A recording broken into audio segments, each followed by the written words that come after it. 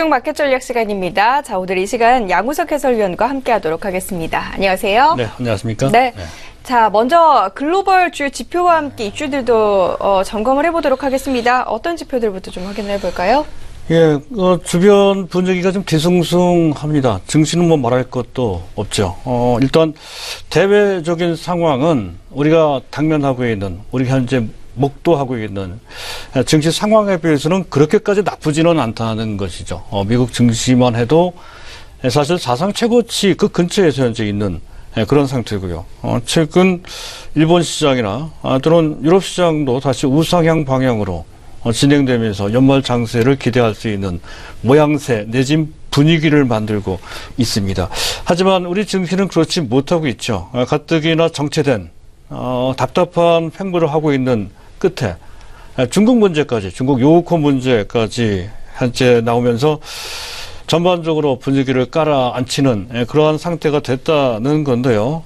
그런 가운데 또 나름대로 실적을 챙기는 그런 분야도 나름대로 있습니다. 최근 들어 은행주가 그랬었고요. 오늘 같은 경우는 포스코 같은 실적이 유망한 그런 분야, 뭐 계속 말씀드렸던 종목이었습니다. 이런 종목들도 그렇고요. 사실은 실적 부진이 좀 우려됐던 섹터, 가장 대표적인 섹터가 자동차입니다. 자동차 같은 경우는 오히려 거꾸로 실적 부진 우려가 있음에도 불구하고 올라가는 그런 상황에 나와서 더욱더 시장 상황과 함께 시장 판도를 판단하는 것이 결코 쉽지 않은 그런 상태가 됐다는 건데요. 그런 점을 전반적인 상황과 함께 탑다운 방식으로 면밀하게 계속 체크를 해봐야 될 것 같습니다. 오늘도 환율부터 보도록 하겠습니다. 달러 인덱스는 조금씩 신압으로 올라가고 있습니다. 98.75, 전일 대비 0.1% 올라갔다는 건데요. 큰 폭으로 올라간 것은 아니죠. 하지만 최근 들어, 현재 8개월 내 최고치 수준까지 금년 2월달 이후에 달러 가치가 가장 높은 상태로까지 올라가고 있다는 건데요. 하지만 그 작년입니다. 작년 12월 초에 금리 인상이 있었죠. 정확히 한 달 전 11월 달 초에 달러 인덱스는 당시 100.3까지 올라간 바 있습니다. 그것과 비교해 봤을 때 약 현재 1.5포인트 정도가 차이가 난다는 것이 아직까지는 작년 최고치, 그것도 11월 달에 기록했던 최고치를 넘지는 못하고 있습니다. 전체적으로 봤을 때 이런 정도 수준에서 달러 가치 상승은 제동될 소지가 높다는 것은 최근에 정치적 이슈로도 떠오르고 있습니다만은 현재 무역 역조 문제 때문에 보호무역주의가 좀 팽배되어 있죠. 그런 것 때문에 달러 가치의 상승은 제동될 소지가 높다는 관점으로 보실 필요가 있다는 건데, 어쨌든 달러 가치의 상승 때문에 주변 선진국들이 수출과 관련돼서 오히려 우호적인 환경이 만들어지고 있다 하는 것으로 환영하고 있는 그런 분위기죠. 그래서 이와 같이는 계속해서 현재 1.1달러를 밑돌고 있습니다. 1.0875 달러를 기록하고 있고요.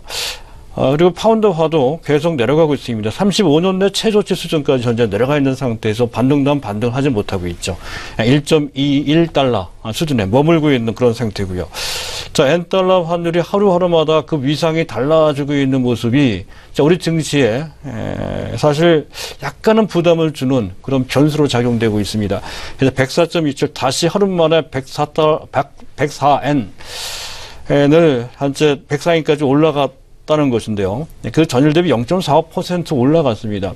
다시 엔달러 환율이 올라갔다는 얘기는 엔화 가치가 떨어졌다는 얘기죠. 달러 대비 절하됐다는 얘기입니다. 해서 그 퍼센트가 0.45%인데요. 제법 됩니다.